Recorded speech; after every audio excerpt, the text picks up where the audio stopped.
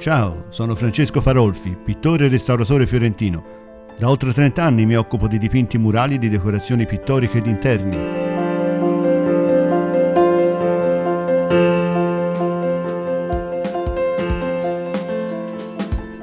Prima di tutto un breve cenno alle origini storiche di questa tecnica artistica.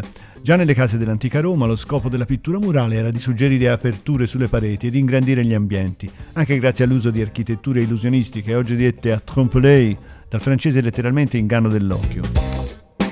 In questo mio dipinto murale del 1995 ho cercato di dare profondità ad un bagno, dipingendo un paesaggio lacustre ed una finta parete con archi e balaustra, come fosse una veranda con l'accesso su un lago. Per creare la simmetria ho dovuto prendere spunto dall'apertura sul lato destro, che ho incluso nell'architettura immaginaria. L'effetto trompe-l'œil consiste solo nello scorcio prospettico di pilastri e capitelli e negli effetti di luce ed ombra dell'esile balaustra. L'architettura prospettica d'inganno dell'occhio può essere la protagonista assoluta del dipinto, come nei 2 trompe-l'œil che ho realizzato in un villino a Pisa, dove il cliente, trovandosi questa rampa di scale di fronte alla porta d'ingresso della propria abitazione a 2 piani, desiderava dissimulare questa parete larga meno di 80 cm. Il cliente mi inviò un'immagine del soggetto che avrebbe voluto. Io studiai il modo di inserirlo in quel piccolo spazio ed il risultato fu questo.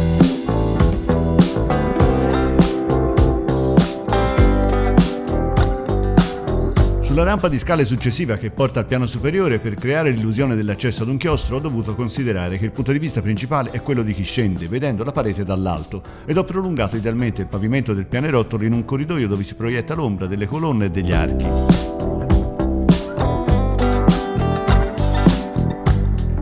L'illusione di realtà che una parete dipinta a trompe-l'œil suscita nello spettatore conferisce una particolare capacità evocativa a ciò che vi è raffigurato. Può diventare un modo per richiamare nella quotidianità degli ambienti domestici la presenza vivida di persone, animali, paesaggi od oggetti particolarmente cari alla committenza. Ad esempio, in questo dipinto realizzato su un pannello di legno applicato a una parete, la committente chiese di rappresentare su un'immaginaria terrazza il cane che le era appartenuto durante un suo soggiorno all'estero e che non aveva potuto portare con sé in Italia.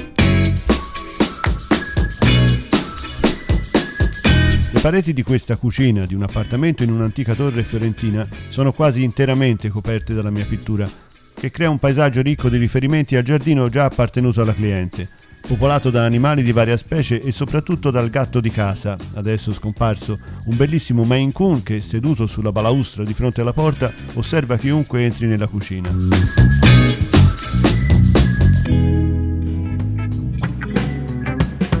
Un esempio invece di come si possa usare l'architettura trompe-l'œil per dissimulare elementi reali lo si vede in questo mio dipinto per una enoteca nei pressi di Firenze.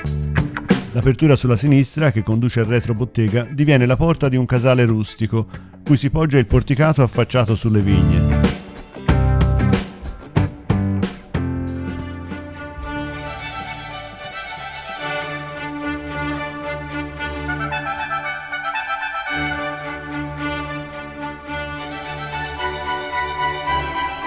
In un contesto più classico, il sapiente uso del chiaroscuro dona tridimensionalità ed effetto trompe-l'œil ad elementi ornamentali quali finti stucchi e bassorilievi.